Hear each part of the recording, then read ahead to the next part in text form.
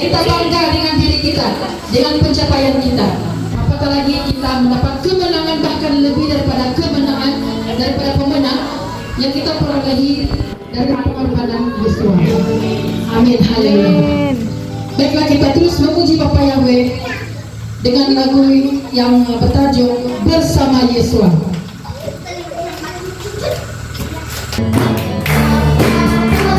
Yang terjadi di dalam hidup ini, aku tetap mengikuti. Walau badai menerjang dan gelombang menerjang, namun imanku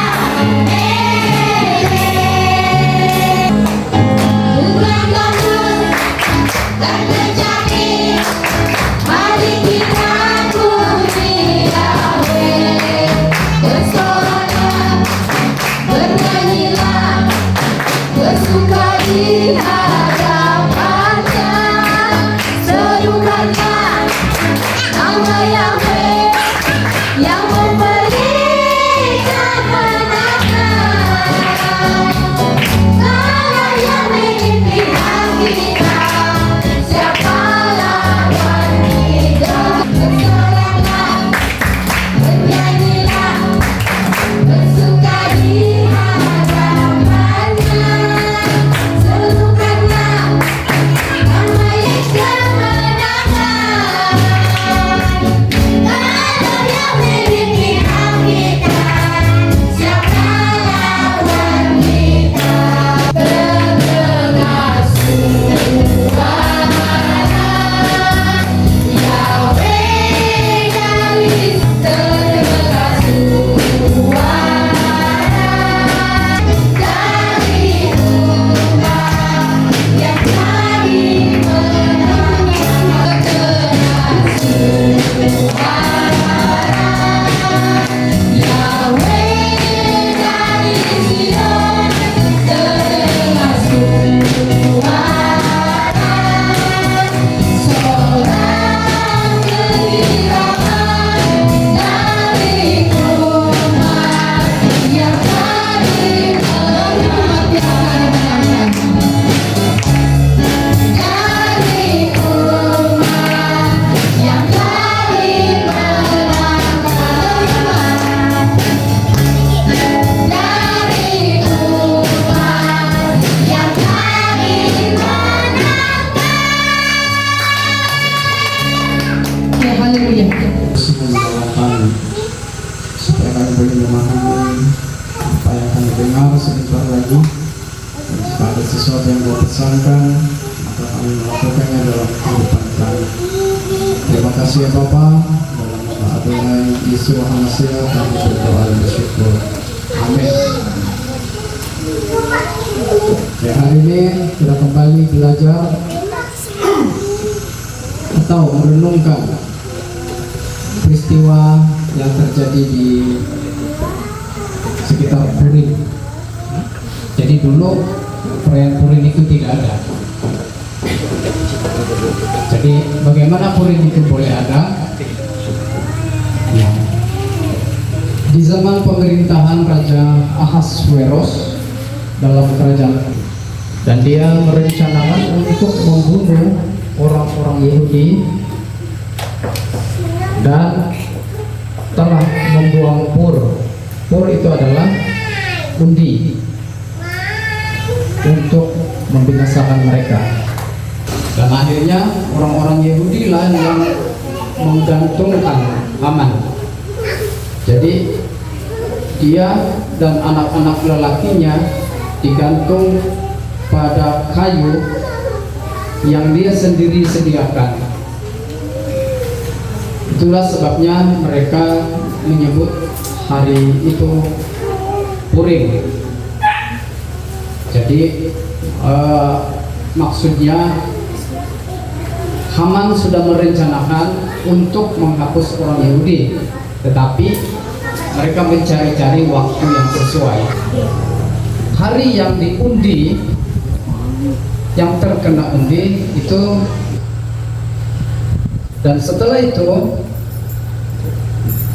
raja juga mengadakan pesta bagi seluruh rakyat yang terdapat di dalam istana Susan, baik para penguasa maupun rakyat biasa. Jadi itu dilakukan selama 7 hari. Jadi 7 hari pun itu sudah cukup lama bagi kita, apalagi 6 bulan. Nah, itu adalah menggambarkan betapa megahnya kerajaan Persia dan Media waktu itu. Jadi kalau kita melihat peristiwanya, ini sesudah zaman kerajaan Babel. Jadi muncul kerajaan Media dan Persia.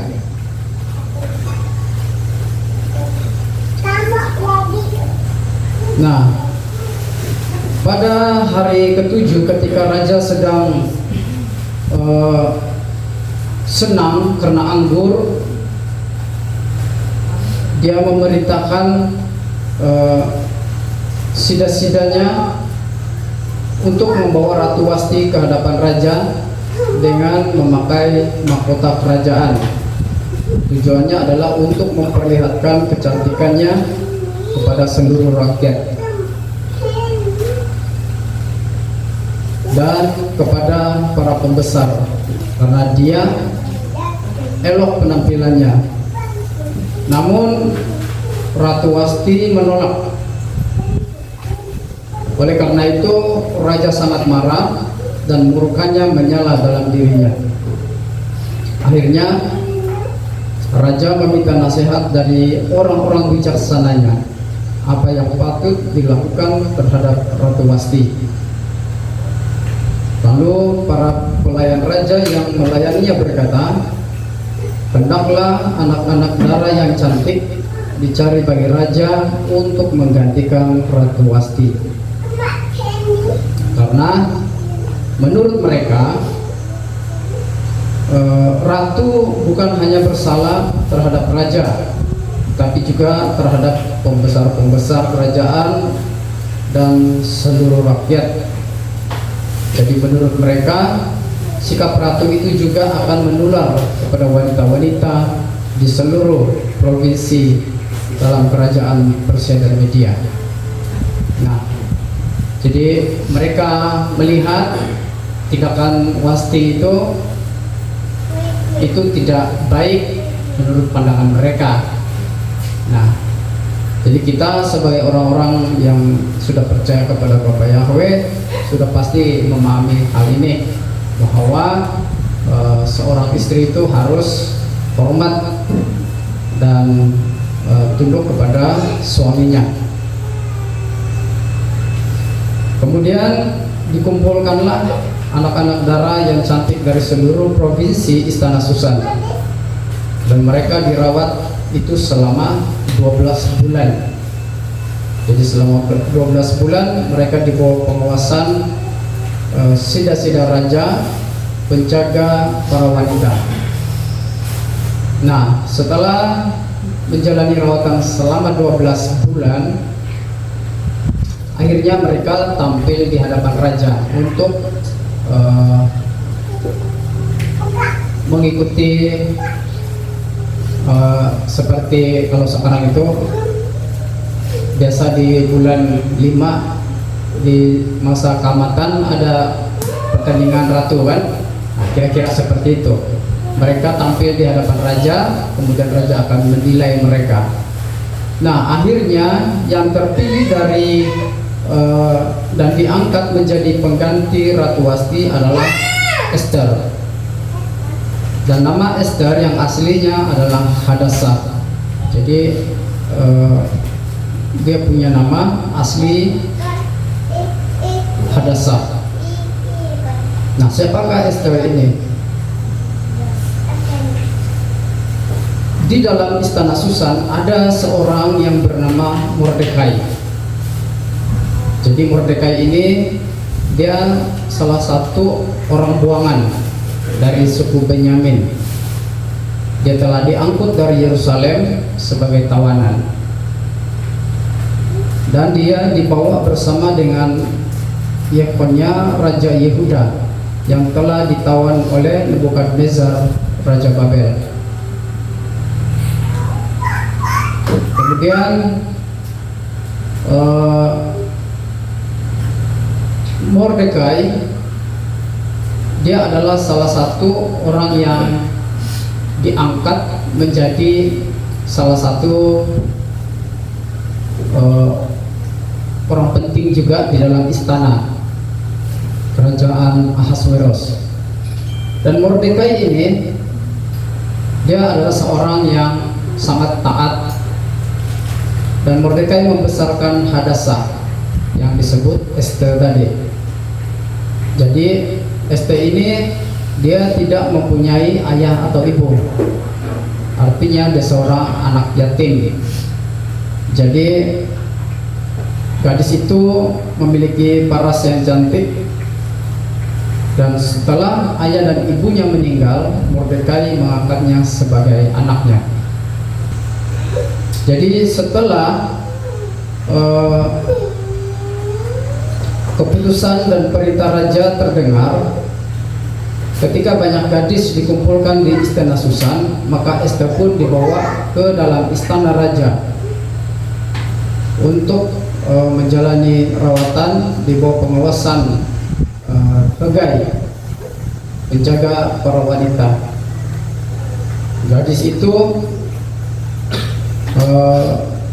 dalam pandangannya menimbulkan belas kasihan di hadapannya, dan Hegai mempercepatkan perawatannya, dan gilirannya memberikan wewangian kepada Ester dipercepatkan juga. Dan Ester pun tidak mengungkapkan kebangsaan dan asal usulnya, karena Mordekai telah memerintahkan kepadanya. Jadi itu sebabnya waktu kita perayaan Purim, kita kena memakai kostum. Nah, inilah yang dari hal inilah mereka ambil. Mereka tidak menyatakan identiti mereka. Jadi mereka itu berpura-pura seperti orang pada umumnya, bukan orang Yahudi. Jadi mereka menyembunyikan asal usul mereka, karena status mereka waktu itu adalah orang tawanan.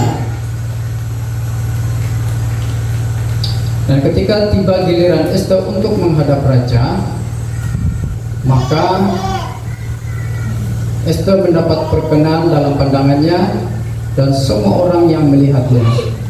Dan raja mengasihi Ester lebih daripada semua wanita yang lain, dan dia menimbulkan belas kasihan dan perkenaan dalam pandangan raja. Akhirnya raja mengenakan mahkota kerajaan ke atas kepala Ester dan mengangkatnya menjadi ratu menggantikan Wasti.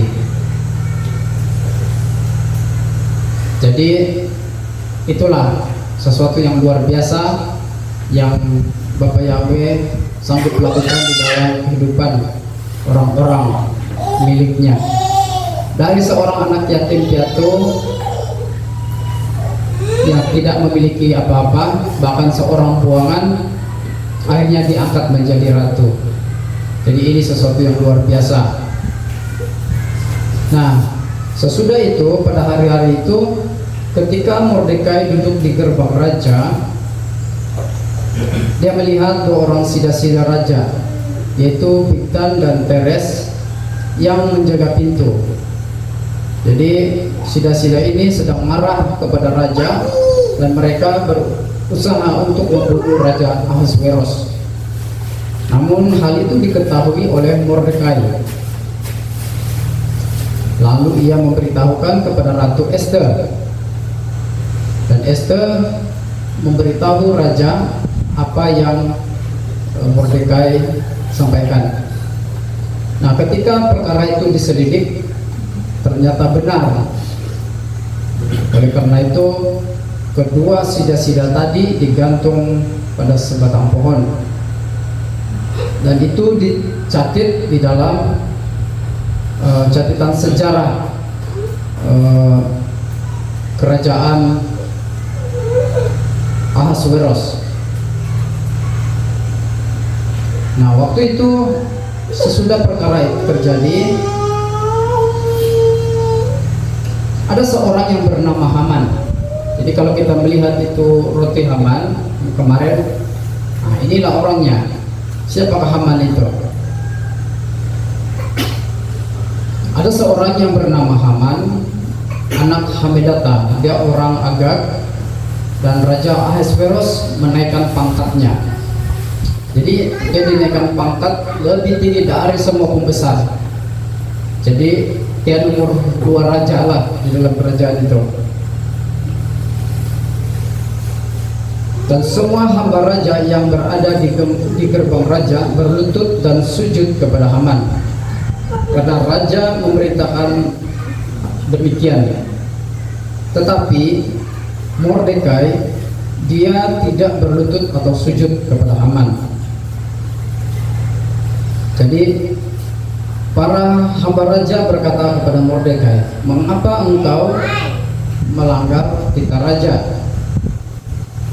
Dan mereka menegurnya setiap hari, tetapi dia tidak mendengarkan mereka karena dia adalah seorang Yahudi.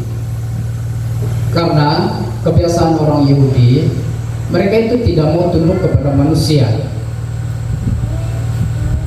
Mereka hanya mau tunduk kepada satu pribadi, yaitu Elohim ataupun Bapa Yahweh.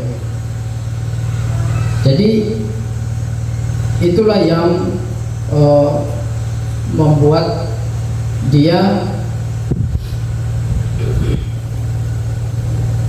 berbeza daripada orang-orang yang lain di istana. Namun perkara itu diberitahukan kepada Haman.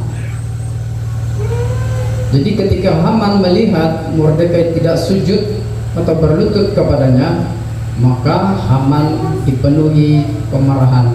Jadi Haman ini dia adalah seorang yang gila hormat. Sudah pangkatnya diangkat begitu tinggi, hampir menyamai raja, tetapi dia mau dihormat juga. Sementara Mordekai adalah seorang yang taat dan tunduk hanya kepada Elohim. Nah, inilah yang membedakan mereka. Kemudian Haman ingin membunuh Mordekai, tetapi bukan hanya Mordekai yang mau dibunuh, tetapi seluruh orang Yahudi, karena orang telah memberitahukan kepada Haman bahwa Mordekai adalah seorang Yahudi. Jadi dia mulai tidak suka dengan orang-orang Yahudi. Dan Haman berupaya untuk menghancurkan semua orang Yahudi yang berada di seluruh kerajaan Ahasweros.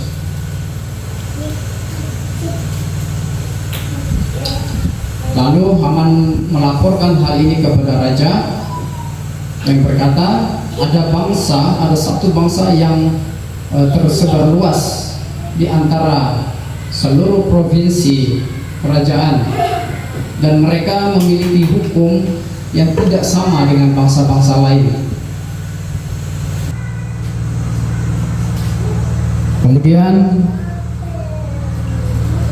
mereka ataupun Haman memerintahkan atau mencadangkan supaya surat perintah ditulis untuk membinasakan orang-orang Yahudi. Dan dia berkata kepada raja, "Aku akan mengupah mereka yang akan melakukan tugas ini 10.000 talenta perak." Nah, bahkan dia sanggup membayar orang-orang untuk membunuh orang-orang Yahudi. Jadi sampai begitu besar keinginannya untuk membunuh orang Yahudi, sampai dia sanggup membayar.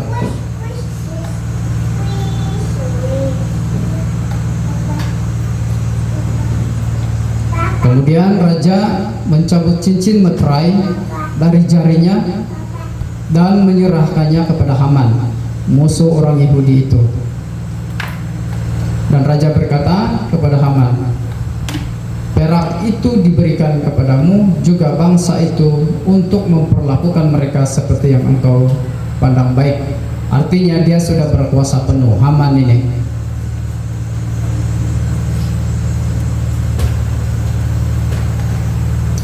Dan para juru tulis raja dipanggil dan surat pun ditulis sesuai dengan segala yang Haman perintahkan kepada para raja wilayah, para gubernur yang berada di setiap provinsi, kepada setiap penguasa bangsa di setiap wilayah menurut tulisan bangsa dan menurut bahasanya. Dan surat itu ditulis atas nama Raja Ahasweros dan dimeteraikan dengan cincin raja.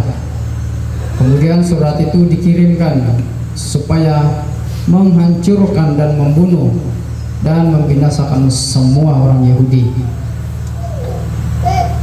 baik yang muda sampai yang tua, anak-anak kecil dan wanita-wanita, dalam satu hari. Jadi hari yang ditetapkan itu adalah tanggal 13 bulan yang ke-12 atau bulan Adar. Jadi yaitu hari ini kalau berdasarkan kalender Ibrani. Jadi kita sekarang berada di bulan Adar di tanggal 13.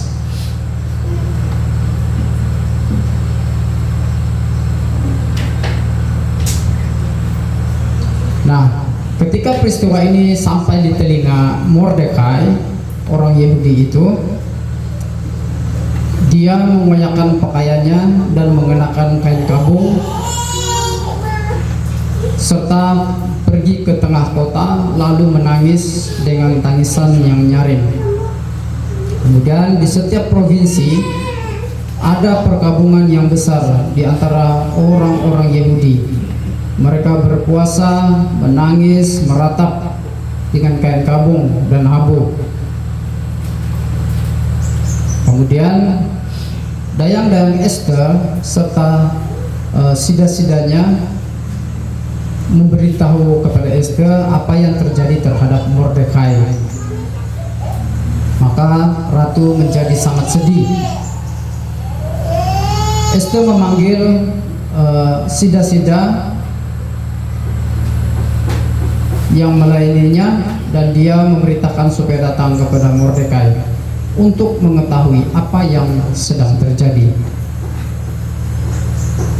Dan kemudian Mordekai memberitahu kepada sida-sida itu segala yang terjadi, dan dia juga memberikan salinan surat tentang hukum yang diberikan untuk memusnahkan orang-orang Yahudi.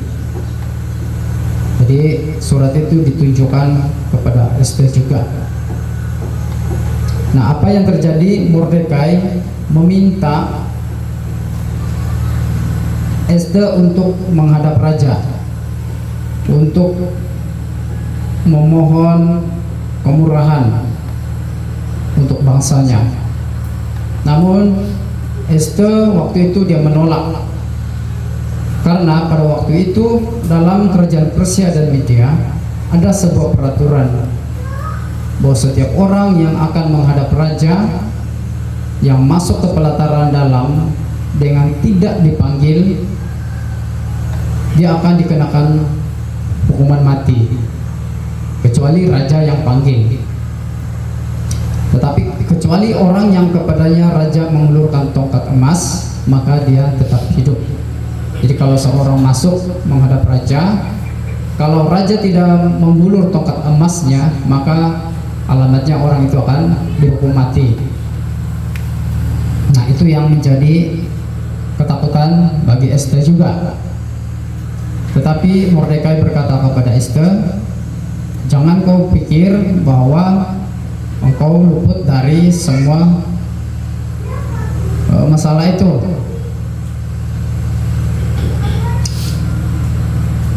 Karena berada di dalam istana. Lalu Mordekai berkata, jika engkau berdiam diri pada saat ini, kelegaan dan pembebasan akan muncul bagi orang Yahudi dari pihak lain.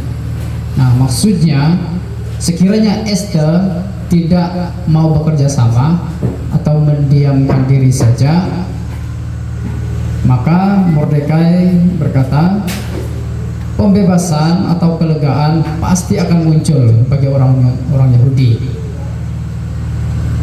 Jadi artinya Tuhan mereka itu sanggup memakai siapa saja untuk membebaskan mereka. Nah, tetapi kalau Tuhan memakai orang lain untuk menyelamatkan bangsa Yahudi, maka Esther dan kaum keluarganya akan binasa. Dan Esther berkata kepada Mordekai, pergilah, kumpulkanlah semua orang Yahudi yang terdapat di Susan dan berpuasalah untuk aku, dan janganlah makan ataupun minum 3 hari lamanya, baik malam maupun siang. Nah, itu sebabnya di perayaan Purim kita ambil kesempatan untuk berpuasa, bukan karena kita diancam mau dibunuh oleh siapa-siapa, tapi kita ambil kesempatan untuk berpuasa. Jadi mereka berada pada situasi yang sama. Jadi mereka itu sanggup mati demi bangsanya. Kemudian Mordekai melakukan semua yang Esther perintahkan. Nah, setelah hari yang ketiga, Esther mengenakan pakaian kebesaran dan dia pergi ke pelataran dalam di depan istana raja. Nah, saat raja melihat Ratu Esther berdiri di pelataran, Esther membangkitkan perkenannya, dan raja mengulurkan tongkat emas yang di tangannya kepada Esther. Maka Esther mendekat dan menyentuh ujung tongkat itu. Artinya raja berkenaan akan kedatangan Esther. Lalu raja bertanya, apa yang ratu inginkan? Apapun yang menjadi permintaan ratu, hal itu akan diberikan, bahkan sampai setengah dari kerajaannya. Nah, tetapi Esther menjawab, dia mengundang raja dan Haman datang ke pesta yang telah dia siapkan pada hari itu. Lalu raja setuju dan dia berkata, biarlah Haman segera melaksanakan perintah Esther. Jadi raja tersetuju untuk hadir bersama dengan Haman. Kemudian Haman keluar dengan hati yang gembira dan sangat senang. Lalu dia menceritakan semuanya kepada istri dan sahabat-sahabatnya. Kemudian dia menceritakan tentang kemewahan, kekayaan, dan banyaknya anak laki-laki dan segala hal yang raja berikan kepadanya, dan bagaimana raja menaikkan pangkatnya di atas para pembesar. Jadi dasar orang yang gila hormat, bahkan orang yang suka pamer, dia menceritakan semuanya dengan rasa bangganya. Artinya dia menunjukkan kehebatan-kehebatannya. Kemudian dia juga menceritakan bahwa Ratu Esther telah mempersiapkan sebuah pesta dan dia tidak memperkenankan seorang pun masuk bersama dengan raja kecuali Haman. Jadi bertambahlah kesombongannya. Namun ketika Haman melihat Mordekai di pintu gerbang istana raja, dia tidak bangkit dan tidak menghormati dia. Maka Haman dipenuhi kemarahan kepada Mordekai. Kemudian Haman berkata kepada istrinya dan semua sahabatnya, semua kekayaannya, semua kehormatan yang dia miliki itu tidak berarti selama Mordekai masih ada. Jadi sampai begitu sekali kebenciannya terhadap Mordekai dan orang-orang Yahudi. Jadi dia sungguh-sungguh mau menghapuskan Mordekai dan orang-orang Yahudi. Dan istrinya bersama dengan sahabat-sahabatnya, istri Haman, mereka mencadangkan, buatlah tiang gantung dari kayu setinggi 50 hasta, dan besok berbicaralah kepada raja, biarlah mereka menggantung Mordekai pada tiang itu.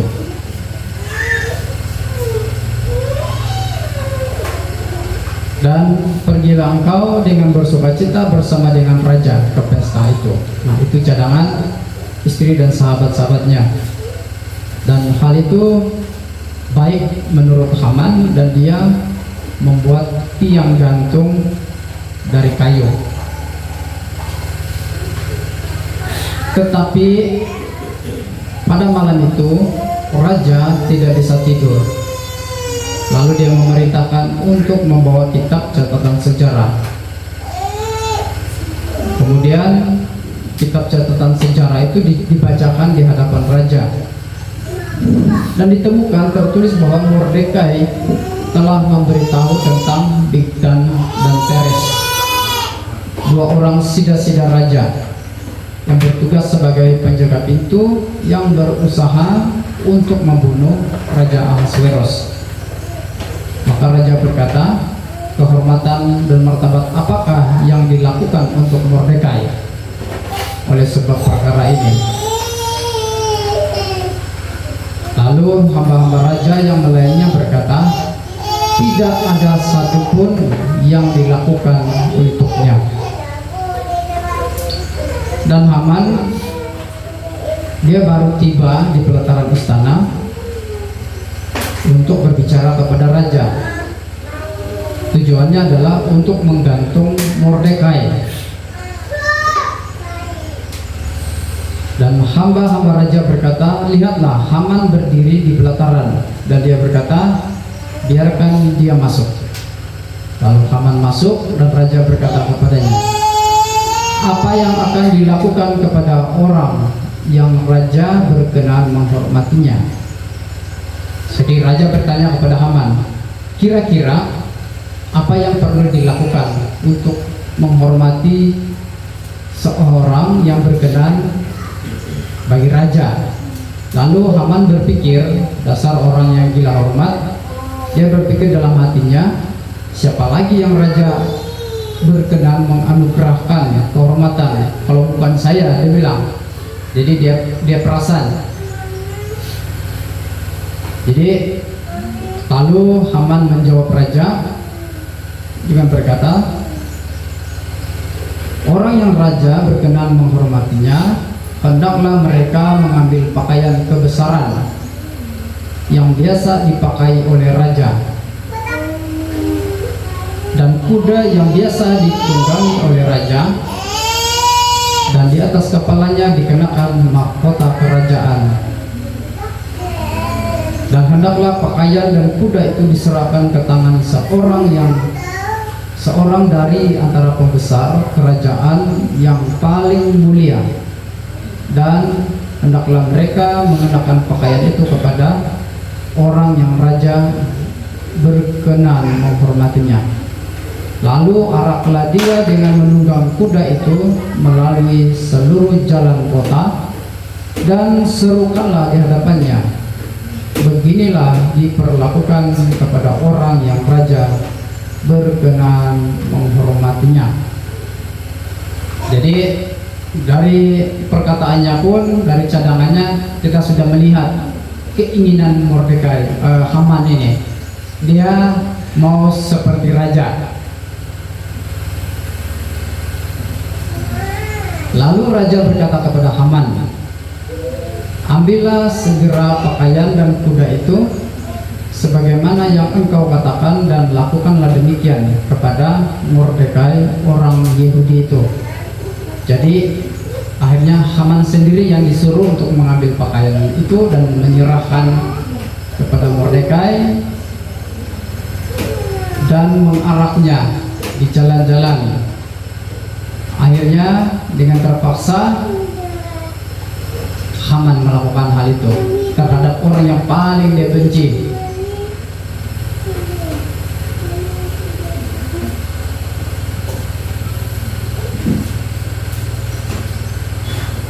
Nah, sesudah itu Mordekai kembali ke gerbang raja.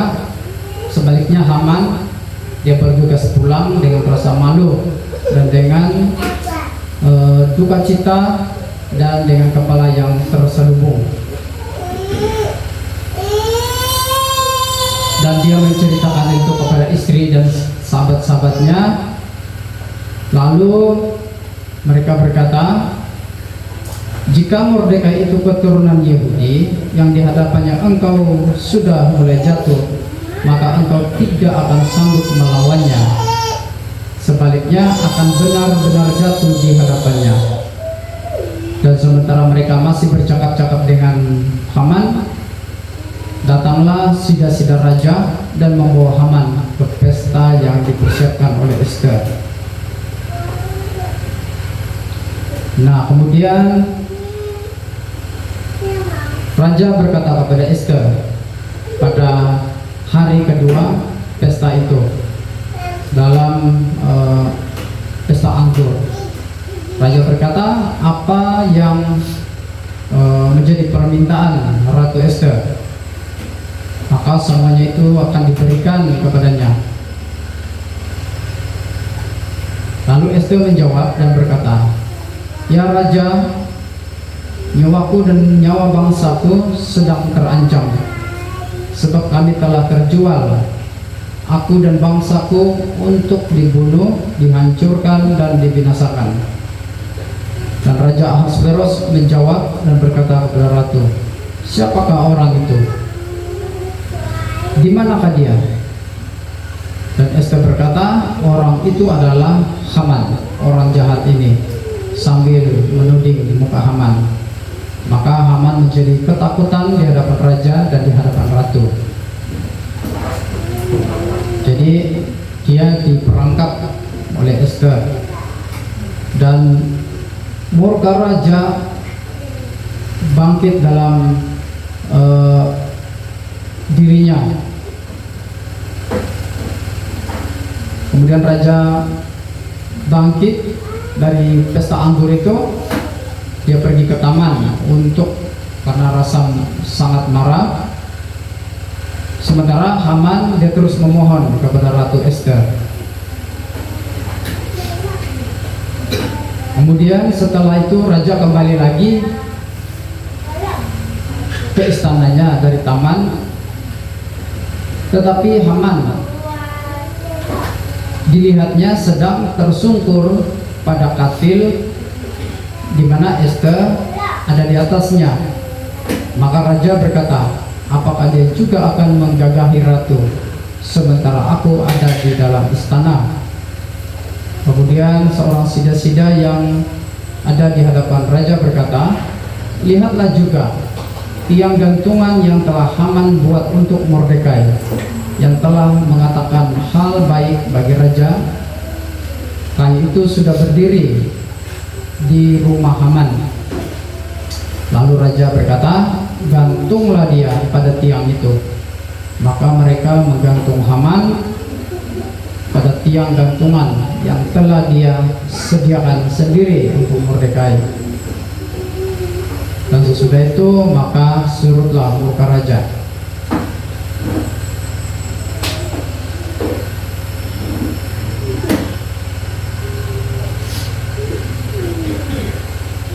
Dan pada hari itu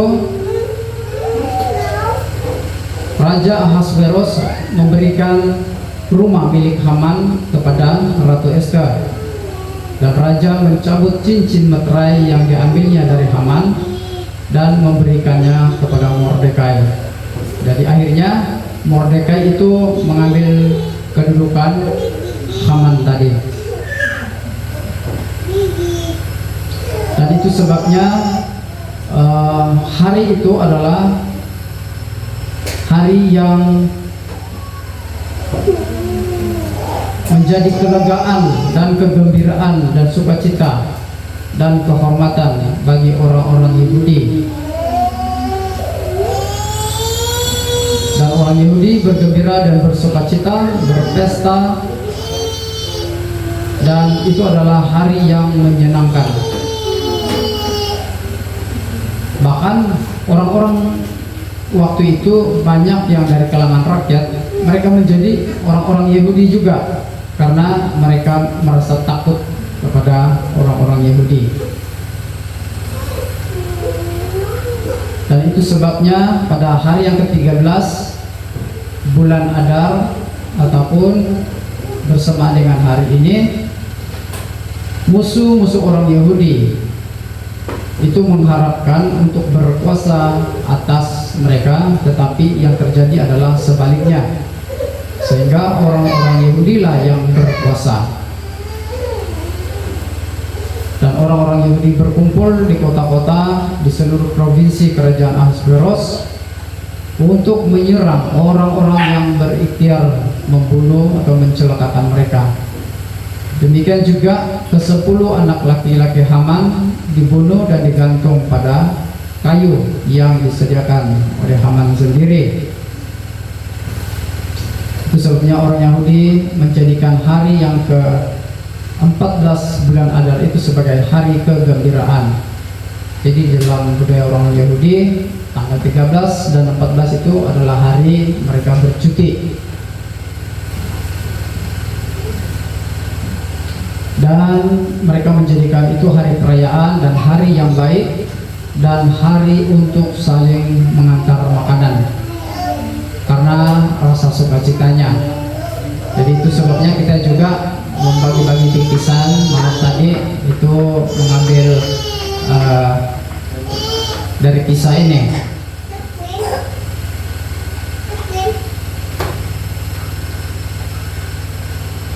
Dan Mordekai menuliskan hal itu lalu mengirimkannya kepada semua orang-orang Yahudi dekat maupun jauh, dan untuk mewajibkan mereka merayakan hari-hari itu setiap tahun,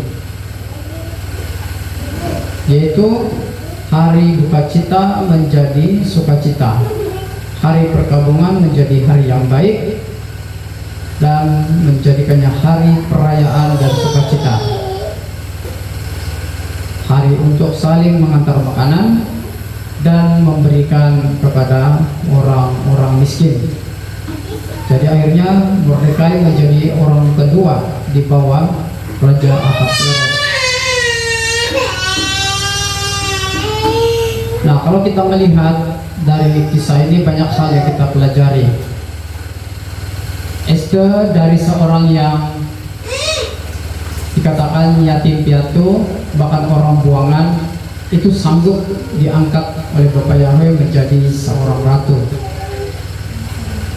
Jadi kuncinya adalah kalau kita melihat kehidupan Ester ini atau sikapnya, dia adalah seorang yang seperti orang Yahudi pada umumnya. Mereka hormat kepada pemimpin bangsanya, hormat kepada orang tuanya.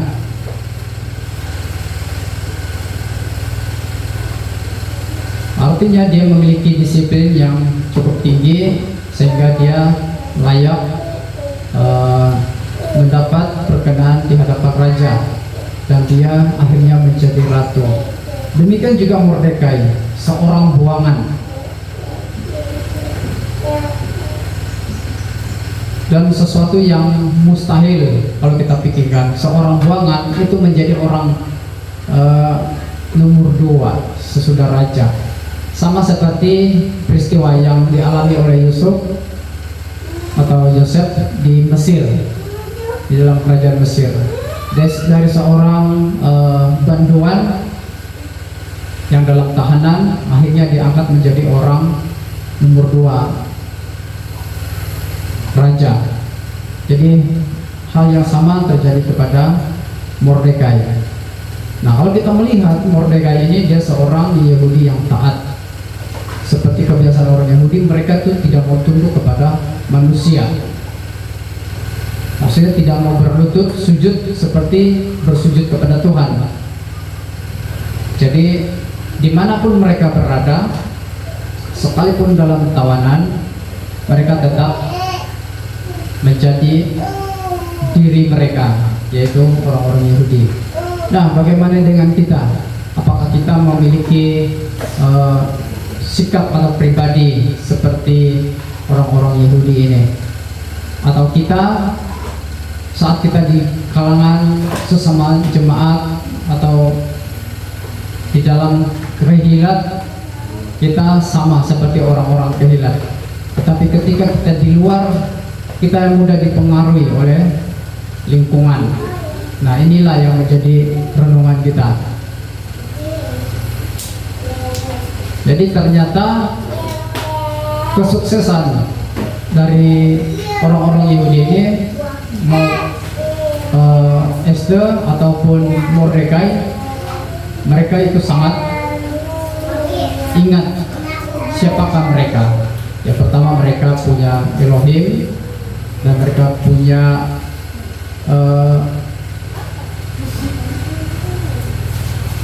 kekuatan di dalam diri mereka sebagai orang-orang Yahudi, bahwa mereka tidak mau mengikut aturan ataupun mengikut gaya kehidupan orang-orang di luar Bapa Yahweh. Jadi kita pun seharusnya seperti itu. Dimanapun kita berada, sekalipun kita di lingkungan orang-orang yang tidak mengenal Bapa Yahweh, jangan kita yang dipengaruhi. Kita harus menyatakan siapakah kita.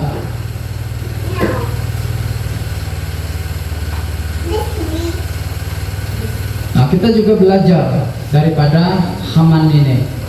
Dia adalah seorang yang sombong, gila hormat.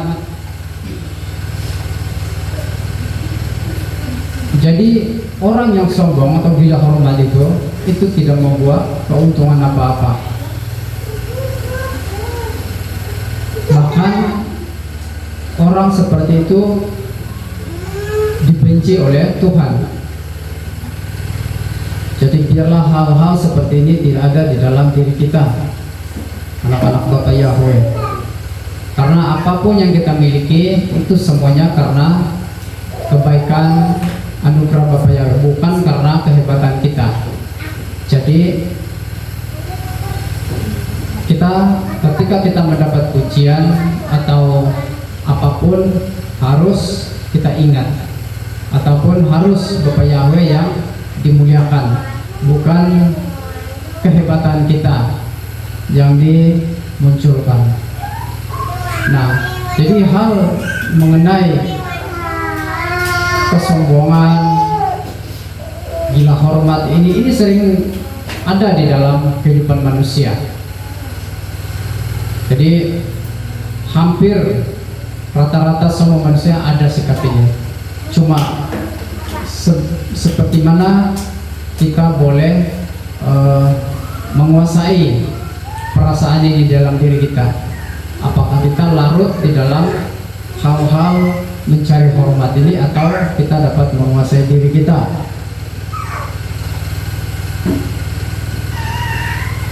Jadi kalau kita diberkati oleh Bapa Yahweh, itu bukan bertujuan untuk pamer bahwa kita sudah diberkati dan menjadi sombong. Jadi yang seharusnya kita lakukan, ya kalau kita diberkati, yang pertama kita harus menyatakan itu adalah dari Tuhan, bukan karena kehebatan kita. Itu yang pertama.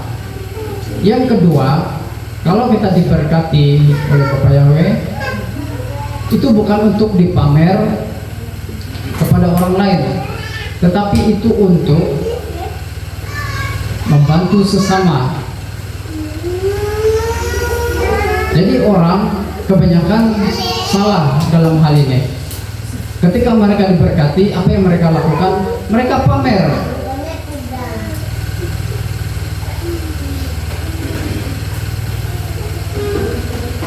Tetapi yang Bapak Yahweh inginkan sebenarnya adalah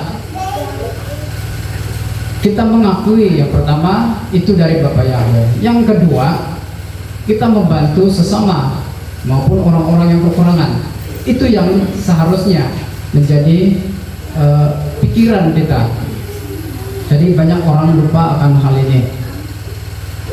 Nah, seperti juga orang-orang Yahudi, ketika mereka menang di dalam rencana pembantaian itu, apa yang mereka lakukan? Mereka akhirnya saling memberi makanan, dan memberi kepada orang-orang miskin. Nah, itulah yang mereka lakukan. Jadi kita harus hati-hati ketika kita diberkati oleh Bapak Yahweh. Kita harus berhati-hati dengan sikap kita, karena sikap itu boleh mengubah di hadapan, mengubah pribadi kita di hadapan Bapak Yahweh. Apakah kita orang yang masih tetap berkenan di hadapan Bapak Yahweh atau orang yang sudah berubah? Nah, kadang-kadang manusia itu dapat diuji juga dengan ketika dia diberkati ataupun mendapat segalanya di dalam kehidupannya. Kemudian yang kita dapat pelajari daripada kehidupan Mordekai, Esther maupun orang-orang Yahudi, mereka itu sangat memperjuangkan nasib bangsanya. Di mana-mana pun orang Yahudi, mereka punya kesatuan yang sangat kuat. Jadi mereka itu bukan orang yang mementingkan diri sendiri. Nah, bagaimana dengan kita? Apakah kita juga seperti orang-orang Yahudi? Mengapa mereka menjadi orang yang saling memperhatikan? Itu karena mereka belajar daripada Torah. Jadi Torah itu hidup di dalam kehidupan mereka. Bagaimana dengan kita? Apakah kita juga memperhatikan bangsa kita, memperhatikan sesama kita, keluarga kita? Atau kita lebih mementingkan diri? Kalau dalam senang, ya kita ramai-ramai. Tetapi kalau ada seseorang dalam kesusahan, kita cabut dulu, lari, menyelamatkan diri dan apa yang kita miliki. Yang susah biarlah susah. Pandai-pandailah dia, nanti Tuhan pandailah atur dia. Mungkinkah kita berpikir begitu? Nah, itu sesuatu yang seharusnya tidak ada di dalam diri kita. Itu sebabnya ada perintah, kasihilah sesama manusia seperti dirimu sendiri. Jadi ketika sesama kita itu merasa ataupun mengalami masalah, kita juga ikut merasakan dan harus bertindak. Jangan kita memikirkan diri kita dulu. Kalau kita memikirkan diri kita dulu, saya pun masih kurang, apalagi mau dikasih sama dia. Jangan berpikir begitu. Karena kalau kita berpikir begitu, ini cukup untuk saya saja, maka terjadilah demikian. Seperti kisah Elia, kalau saya tidak salah, waktu dia menghadapi kelaparan, dia diutus kepada seorang janda miskin. Nah, apa yang dilakukan oleh janda miskin itu, mereka punya sisa makanan itu hanya cukup untuk satu kali makan saja. Nah, tetapi apa yang janda miskin di Sarfat itu lakukan, dia masak terlebih dahulu untuk Elia. Kemudian mujizat terjadi, sisa minyak dan tepung itu tidak pernah habis, tidak pernah berkurang, bahkan bertambah. Nah, jadi itu adalah gambaran bagi kehidupan kita. Jika kita memiliki sesuatu dan kita melihat saudara kita sedang kekurangan atau betul-betul memerlukan, jangan kita pikirkan diri kita sendiri. Kita harus punya pemikiran, kalau saya menyerahkan ini kepada dia, menolong dia, Bapak Yahweh sedang memperhatikan kita juga. Nah, jadi kalau kita berkata, ya saya pun tidak cukup, apalagi untuk dia, artinya itulah yang akan terjadi. Maksudnya kita tidak ada kepercayaan terhadap pemeliharaan Bapak Yahweh. Jadi apa yang kita pikirkan itu yang akan terjadi. Nah, demikian juga saat kita memberi sedekah atau apa saja kebaikan-kebaikan dalam kehidupan kita, kita harus punya satu pemikiran, yaitu kalau saya memberikan ini, Bapak Yahweh melihat. dan dia pasti membalas. Jadi itulah yang harus selalu ada di pikiran kita. Nah itu sebabnya orang-orang Yahudi itu mereka punya perhatian terhadap bangsanya, terhadap sesamanya begitu kuat. Jadi berbeza dengan kehidupan orang-orang percaya pada hari ini. Jujur saja, tidak ramai yang memiliki sikap seperti ini. Walaupun tidak ramai, tetapi masih ada. Ya, jangan sama sekali sudah tidak ada, itu bahaya, susah. Jadi kita bersyukur masih ada, dan sebolehnya semua anak-anak Bapak Yahweh punya sikap seperti itu. Itu sebabnya di dalam pengajaran Yesua, sedekah itu atau melakukan kebaikan itu di peringkat paling atas. Kalau kita melihat di dalam pengajarannya, bahkan ketika kamu membawa persembahan kepada Elohim, jika engkau memiliki sesuatu terhadap sesamamu, tinggalkan dulu persembahanmu dan berdamailah dengan sesamamu, baru kau kembali untuk memberikan persembahanmu. Itu artinya Bapak Yahweh itu menyuruh kita untuk memperhatikan, untuk lebih mengasihi sesama kita.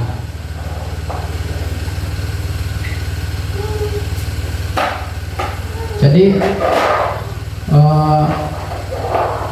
karena Bapak Yahweh itu bukan kekurangan, tapi Bapak Yahweh itu ingin kita memiliki hubungan yang baik terhadap sesama, baru hubungan kita dengan Elohim itu benar, gitu. Jadi dua-dua itu harus seimbang. Jadi kalau kita memberi persembahan yang besar kepada Bapak Yahweh, sebesar-besarnya, tetapi kita menutup mata terhadap sesama, terhadap kekurangan orang lain, itu sama seperti hal yang tidak, ataupun itu sama seperti hal yang sia-sia di hadapan Tuhan. Jadi itu inti dari pengajaran Yesua. Jadi jangan kita memperhatikan satu arah saja, saya dengan Bapak Yahweh, saya dengan Bapak Yahweh, tetapi terhadap sesama kita tidak perhatikan. Sama juga kita tidak berkenan di hadapannya. Nah inilah yang menjadi perhatian di dalam kehidupan kita. Saya tahu ini bukan sesuatu yang mudah, karena kita sebagai manusia memang sudah ada kelemahan-kelemahan di dalam diri kita. Tetapi kalau kita usahakan, kita latih hari demi hari, maka itu akan dapat kita lakukan. Yang penting ada usaha. Ya, kalau belajar itu kan memang begitu. Ada step by stepnya sampai menjadi sempurna. Karena itulah yang dituntut daripada kita. Nah itu sebabnya beberapa waktu yang lalu saya menekankan juga menyentuh tentang sedekah itu. Jadi ini sangat berkaitan di dalam iman percaya kita. Jadi mengenai sedekah dan sebagainya, saya rasa saudara-saudara juga sudah paham dan saya tidak perlu jelaskan. Cuma mungkin di dalam kalangan EJK nanti itu akan diperhalusi bagaimana kita bertindak untuk melakukan itu. Jadi inilah hal-hal yang menjadi pelajaran kita di Hari Raya Purim. Jadi apapun keadaan, tetap setia kepada Bapak Yahweh, tidak berubah, karena cepat atau lambat pertolongan Bapak Yahweh itu pasti sampai. Dan hal yang kedua di dalam kehidupan kita yang kita perlu perhatikan adalah persembahan kita kepada Bapak Yahweh dan perhatian kita terhadap sesama. Itu sangat penting. Jadi firman Tuhan yang menjadi renungan kita sampai di sini, mari kita berdoa. Bapak kami ya Elohim, selesai sudah kami membicarakan tentang firman-Mu yang berkaitan dengan Hari Raya Purim. Biarlah apa yang kami dengar menjadi renungan kami di dalam hati kami, di dalam setiap langkah kehidupan kami. Karena kami mengetahui Bapa Yahweh adalah Elohim yang selalu membela kami dalam segala perkara.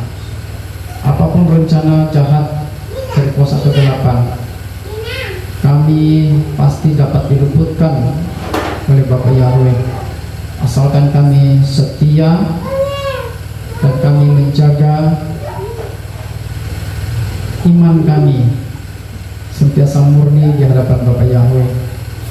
Kami mengetahui kami adalah manusia yang terbatas, tetapi kami mau belajar untuk mempraktikkan firman Tuhan di dalam kehidupan kami, supaya kami semakin berkenan di hadapan-Mu. Dan di waktu-waktu yang singkat ini adalah kami mengambil kesempatan untuk memperbaiki kehidupan kami, supaya Bapa Yahweh melihat ketulusan hati kami untuk memelihara iman kami, bahkan memperhatikan keperluan sesama kami maupun sesama manusia. Terima kasih Bapa Yahweh, terpuji termulialah Engkau. Biarlah Engkau menjamah hati kami masing-masing, supaya kami menjadi orang yang hidup berkenan di hadapan-Mu. Segala kesombongan Engkau singkirkan dari hati kami, karena itu adalah salah satu puncak kejatuhan manusia. Bahkan itu juga yang menjadi puncak kejatuhan para malaikat yang menentang Elohim. Terima kasih Bapa Yahweh, tanpa pertolongan-Mu, tanpa campur tangan Bapa Yahweh dalam kehidupan kami bukannya siapa-siapa. Tetapi karena Engkau mengasihi kami, maka kami ada seperti kami ada hari ini, semuanya karena anugerah dan kebaikan Bapa Yahweh semata-mata. Terima kasih Bapa, tolong kami supaya kami boleh melakukan, mempraktikkan firman-Mu dalam kehidupan kami. Dalam nama Adonai Yeshua Hamasyah kami berdoa dan mengucap syukur. Amin. Kembali kepada pemimpin pujian. Renungan firman Tuhan yang sudah kita sama-sama dengar, dan kita dapat belajar banyak daripada kisah tadi, di mana kemenangan itu datangnya daripada belas kasihan Bapa Yahweh, dan akhirnya dimenangkan. Dan itu juga telah menerbitkan satu pengharapan baru bagi umat-umat Israel pada ketika itu. Begitu juga dengan diri kita. Di dalam Yesus kita mendapat pengharapan. Dan saudara, mari kita semua pakai berdiri sekali lagi. Kita naikkan pujian ini di hadapan Tuhan dengan lagu Pengharapanku, sambil kita menyediakan uang persembahan kita pada hari ini.